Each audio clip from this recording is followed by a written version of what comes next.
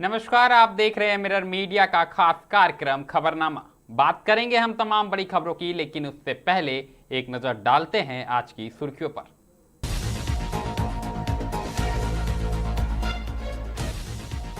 Elevated flyover पर सियासी संग्राम, निरसा में भाजपा की जन आक्रोश पदयात्रा में उमड़ा जनसैलाब।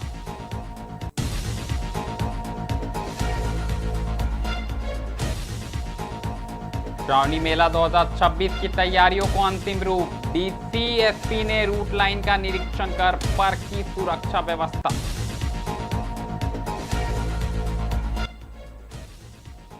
राष्ट्रीय पंच सम्मेलन में जामताड़ा का प्रतिनिधित्व करेंगे मुखिया अजीत मुर्मू, ग्रामीण विकास का रखेंगे मॉडल।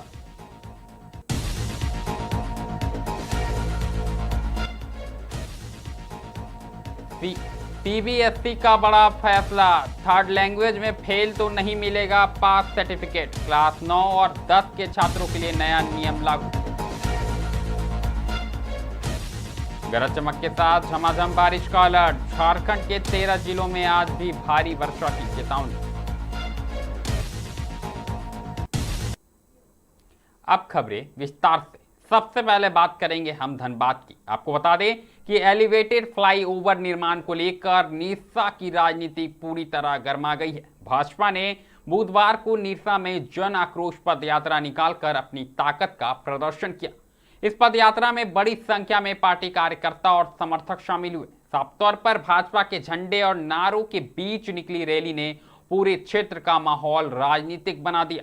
भाजपा नेताओं ने आरोप लगाया कि एलिवेटेड फ्लाईओवर के मुद्दे पर जनता को गुमराह किया जा रहा है। पार्टी ने कहा कि यह परियोजना क्षेत्र के विकास से जुड़ी है और इसमें अनावश्यक राजनीति की जा रही है। नेताओं ने स्थानीय विधायक अरूप चटर्जी की नीतियों और भूमिका पर सवाल उठाते हुए कहा कि जनता विकास चाहती है, विवाद नहीं। साफ तौर पर पदयात्रा के दौरान भाजपा नेताओं ने राज्य सरकार और उसकी नीतियों पर भी साफ तौर पर सवाल खड़े किए। उन्होंने कहा कि निरसा के लोगों की वर्षों पुरानी मांगों को पूरा करने के बजाय राजनीतिक बयानबाजी की जा रही है। भाजपा ने दावा किया कि क्षेत्र की जनता विकास के मुद्दे पर एकजुट होकर जवाब देने के लिए तैयार है। एलिवेटेड फ्लाईओवर का मुद्दा अब केवल विकास परियोजना तक सीमित नहीं रह गया, बल्कि यह निरसा की सियासत का सबसे बड़ा केंद्र बन चुका है। राजनीतिक हलकमों में चर्चा है कि इस मुद्दे पर सांसद और विधायक के बीच सीधा राजनीतिक टकराव देखने को भी मिल सकता है। ऐसे में आने वाले दिनों में निरसा की राजनीति पर सबकी नजर टिकी हुई है। तो यह जो निरसा का एलिवेटेड रोड है, यह विकास का रोड है और उस एलिवेटेड रोड के माध्यम से, एलिवेटेड पुल के माध्यम से, उस सेतु के माध्यम से आप उसको विकास का सेतु मानिए। और यह केंद्रीय निधि है और इस कार्य को लोगों ने रोका है, जोर जबरदस्ती रोका है, अपने हित के लिए रोका है। लेकिन जान लीजिए कि उसमें निरसा की जनता की कोई हित नहीं है। उसमें हित यही है कि वह रोड बने, वह विकास का सेतु बने, विकास का पहिया चले, तब आप जान लीजिए कि निरसा का विकास है। और आज उस सेतु जो एलिवेटेड रोड है, उस रोड के निर्माण की मांग को लेकर रंगदार और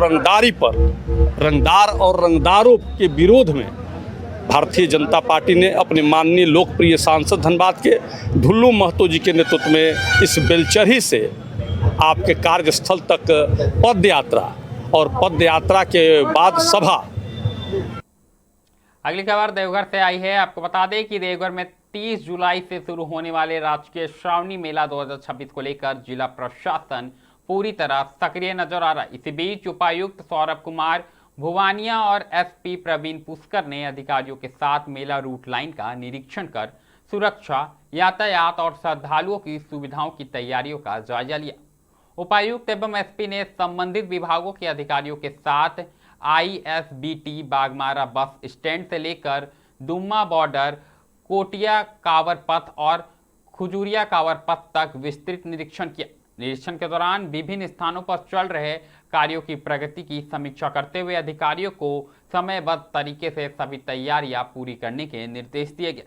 प्रशासन ने बताया कि शौचालय, पेयजल, प्रकाश व्यवस्था, साफ सफाई और अन्य आवश्यक सुविधाओं से जुड़े सभी कार्य 22 से 25 जुलाई के बीच पूरे कर लिए जाएंगे। वहीं 29 जुलाई तक मेला क्षेत्र की सभी व्यवस्थाओं को अंतिम रूप देने का लक्ष्य रखा गया ताकि 30 जुलाई से शुरू होने वाले श्रावणी मेला का संचालन सुचारू रूप से किया जा सके। आप भी सुने क्या कुछ कहना है अधिकारियों का।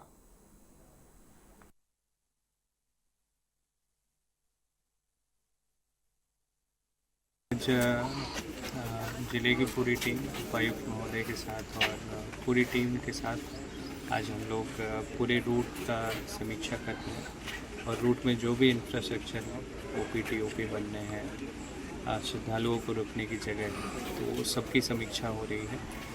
हमें पुलिस मुख्यालय से 10,000 से ज़्यादा पुलिस बल का आवंटन प्राप्त हुआ है और जितने भी ओपीटी ओपी हैं वो हर एक पॉइंट पे हैं जहाँ भी श्रद्धालुओं का रूट लाइन है और हर एक पॉइंट पे पुलिस फोर्स की प्रेजेंस होगी। साथ ही साथ QRTs का गठन किया गया है, तो 22 QRTs एनी टाइम मूव करेगी, पेट्रोलिंग की व्यवस्था होगी और साथ ही साथ इसके अलावा 13 TOP का भी गठन किया जा रहा है। तो TOP जो ट्रैफिक को सुगम बनाने के लिए, क्योंकि बहुत सारे श्रद्धालु बसों से आते हैं या फिर प्राइवेट व्हीकल से आते हैं, तो उसको सुगम बनाने के लिए तैयारियां हैं वो अगर प्रोपोर्शनेट तरीके से देखें जो होनी चाहिए अब तक सब अभी जगह पे है और संभवतः हम लोग 22 से लेकर 25 तक में जो भी छोटे मोटे काम पेंडिंग रह गए हैं, चाहे वो इंफ्रा वाले हों, टॉयलेट्स वाले हों, उन लोग करके रेडी कर लेंगे ताकि जब श्रद्धालु लोग आना शुरू करें 29 के बाद से कोई तकलीफ। 17 तारीख से वो बंगला सावन भी स्टार्ट हो रहा है और नई व्यवस्था की मांग हो रही है कि जैसे VIP दर्शन के लिए, तो उसके लिए क्या व्यवस्था है?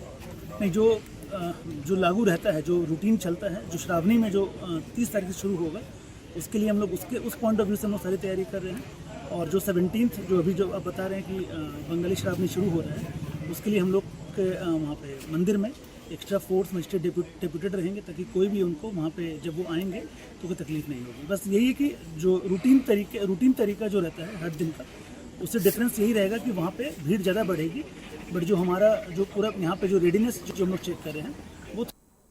अब बात करेंगे जामताड़ा की। आपको बता दें कि केंद्र सरकार की ओर से 16 जुलाई को वाराणसी में आयोजित राष्ट्रीय स्तरीय पंच सम्मेलन में झारखंड के जामताड़ा जिले का प्रतिनिधित्व नाला प्रखंड की नाला पंचायत के मुखिया अजीत मुर्मू करेंगे। ग्रामीण विकास एवं पंचायती राज व्यवस्था को मजबूत बनाने के उद्देश्य से आयोजित इस सम्मेलन में देश भर के पंचायत प्रतिनिधि शामिल होंगे। साफ तौर पर जिला ग्रामीण विकास शाखा जामताड़ा के उप विकास आयुक्त सह अतिरिक्त जिला कार्यक्रम समन्वय कार्यालय ने अजीत मुर्मू को जिले का अधिकृत प्रतिनिधित्व नामित किया है। जिला प्रशासन ने उन्हें निर्धारित समय पर सम्मेलन में भाग लेने का निर्देश दिया। बता दें कि प्रशासन का मानना है कि इस राष्ट्रीय मंच पर जामताड़ा की सहभागिता से जिले में संचालित ग्रामीण विकास योजनाओं और पंचायत स्तर की सफल पहलों को राष्ट्रीय स्तर पर पहचान मिलेगी। सम्मेलन का मुख्य उद्देश्य पंचायत प्रतिनिधियों को विकसित भारत रोजगार एवं आजीविका मिशन के तहत संचालित नई योजनाओं और गारंटी कार्यक्रमों की जानकारी देना है। साथ ही इन योजनाओं को पंचायत स्तर पर प्रभावी ढंग से लागू करने के लिए प्रतिनिधियों को प्रशिक्षण और व्यवहारिक मार्गदर्शन भी दिया जाएगा। आप भी सुने क्या कुछ कहना है मुखिया का। सभी को जोहार, नमस्कार आपके सभी दर्शकों को।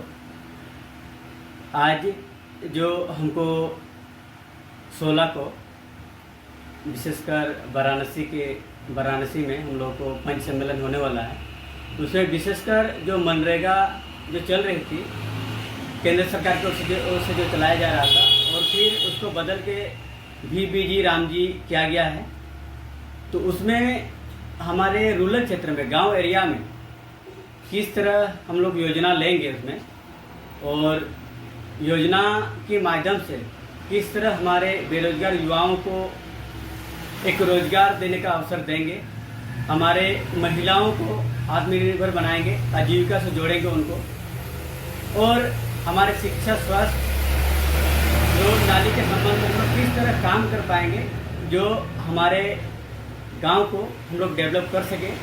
और कहते हैं कि देश की जो आत्मा बसती है वो गांव में बसती है, तो अगर गांव हम लोग डेवलप कर पाएंगे तो हमारे देश को और आगे लेके जा पाएंगे। अब बात शिक्षा जगत की करेंगे। आपको बता दें कि केंद्रीय माध्यमिक शिक्षा बोर्ड यानी सीबीएसई ने कक्षा 9 और 10 के विद्यार्थियों के मूल्यांकन प्रणाली में महत्वपूर्ण बदलाव किया है। इस नई व्यवस्था के तहत अब तीसरी भाषा यानी थर्ड लैंग्वेज का आंतरिक मूल्यांकन अनिवार्य होगा। इसका उद्देश्य राष्ट्रीय शिक्षा नीति 2020 के अनुरूप बहुभाषी शिक्षा को बढ़ावा देना और विद्यार्थियों की भाषाई दक्षता का समग्र आकलन करना है। साफ तौर पर सीबीएसई के निर्देश के अनुसार सभी संबद्ध विद्यालयों को तीसरी भाषा के लिए नियमित आंतरिक मूल्यांकन की व्यवस्था करनी होगी। इसमें विद्यार्थियों की पढ़ने, लिखने, बोलने और भाषा की समझ से जुड़ी क्षमताओं का मूल्यांकन भी किया जाएगा। स्कूलों को मूल्यांकन प्रक्रिया पारदर्शी और निर्धारित दिशा निर्देशों के अनुरूप संचालित करने के निर्देश दिए गए। बोर्ड का मानना है कि इस पहल से विद्यार्थियों में भाषाई कौशल विकसित होगा और मातृभाषा व अन्य भारतीय भाषाओं के प्रति रुचि भी बढ़ेगी। नई व्यवस्था आगामी शैक्षणिक सत्र से लागू होगी और सभी सीबीएसई संबंधित स्कूलों में इसका पालन करना होगा।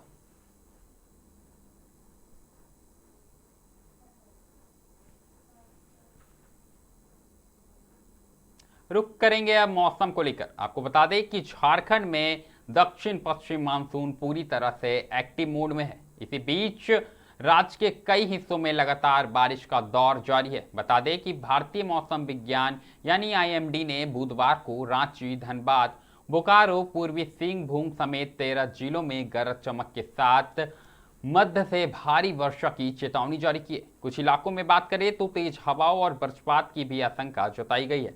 मौसम विभाग के अनुसार सक्रिय मानसूनी प्रणाली के कारण राज्य के मध्य और दक्षिणी हिस्सों में अच्छी बारिश होने की संभावनाएं हैं। रांची, धनबाद, बोकारो, पूर्वी सिंहभूम के अलावा कई अन्य जिलों में दिन भर बादल छाए रहेंगे और रुक रुक कर बारिश भी हो सकती है। वहीं निचले इलाकों में जल जमाव तथा नदी नालों के जल स्तर में बढ़ोतरी की संभावना व्यक्त की गई है। साफ तौर पर आईएमडी ने लोगों से खराब मौसम के दौरान सतर्क रहने की अपील की है। गरज चमक और वज्रपात के समय खुले मैदान, पेड़ों के नीचे या बिजली के खंभों के पास खड़े होने से बचने की सलाह दी गई है।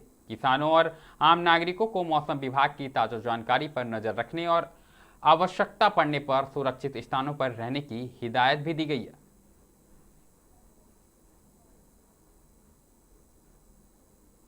अब बात करेंगे भारत और ब्रिटेन के मजबूत होते रिश्ते को लेकर। आपको बता दें कि भारत और ब्रिटेन के बीच हुआ ऐतिहासिक व्यापक आर्थिक एवं व्यापार समझौता यानी CETA बुधवार से लागू हो गया है। इस समझौते से लागू होने के साथ ही देश के बीच कहीं न कहीं व्यापार, निवेश और आर्थिक सहयोग को नई गति मिलने की उम्मीद है। बता दें कि सरकार का मानना है कि इससे भारतीय उत्पादकों को ब्रिटेन के बाजार में बेहतर पहुंच मिलेगी, जबकि ब्रिटेन कंपनियों के लिए भी भारत के कारोबार में नए अवसर खुलेंगे। समझौते के तहत कई उत्पादों पर शुल्क में राहत मिलने से निर्यात एवं आयात दोनों को बढ़ावा मिलेगा। साथ ही विशेष रूप से कपड़ा, चमड़ा, आभूषण, इंजीनियरिंग सामान, उसके अलावा दवा और ऑटोमोबाइल जैसे क्षेत्रों को इसका सीधा लाभ मिलने की संभावना है। इससे भारतीय उद्योगों की प्रतिस्पर्धात्मक क्षमता भी बढ़ेगी और निर्यात में भी उल्लेखनीय वृद्धि देखने को मिलेगी। साफ तौर पर अगर बात करें तो यह समझौता केवल व्यापार तक सीमित नहीं रहेगा, बल्कि रोजगार सृजन, निवेश और तकनीकी सहयोग को भी बढ़ावा मिलेगा। दोनों देशों के बीच आर्थिक संबंध पहले से अधिक मजबूत होंगे और आने वाले वर्षों में द्विपक्षीय व्यापार को नई ऊंचाइयों तक पहुंचाने में यह समझौता महत्वपूर्ण भूमिका निभाएगा।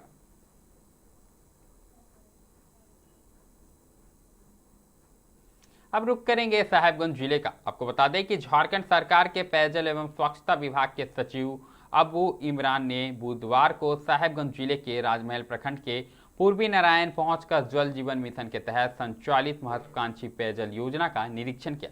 इस दौरान उन्होंने निर्माण एजेंसी के अधिकारियों के साथ परियोजना की प्रगति की समीक्षा की और तय समय के भीतर कार्य पूरा करने के निर्देश दिए। बता दें कि निरीक्षण के दौरान सचिव अबू इमरान ने कहा कि यह परियोजना संथाल परगना के लिए बेहद महत्वपूर्ण है। इसके पूर्ण होने के बाद पाइपलाइन के माध्यम से क्षेत्र के अधिकांश हिस्सों में शुद्ध पेयजल की आपूर्ति होगी, जिससे वर्षों पुरानी जल की समस्या का स्थायी समाधान होगा। उन्होंने बताया कि एजेंसी ने मार्च 2028 तक परियोजना पूरी कर विभाग को सौंपने का लक्ष्य निर्धारित किया। वहीं राजमहल विधायक प्रतिनिधि मोहम्मद मारूफ उर्फ गुड्डू ने साफ तौर पर मांग की कि इन प्रखंडों से जहां से यह पेयजल की पाइपलाइन गुजर रही है, वहां के लिए भी विशेष व्यवस्था की जानी चाहिए ताकि वहां के लोगों को इसका सीधा लाभ मिल सके।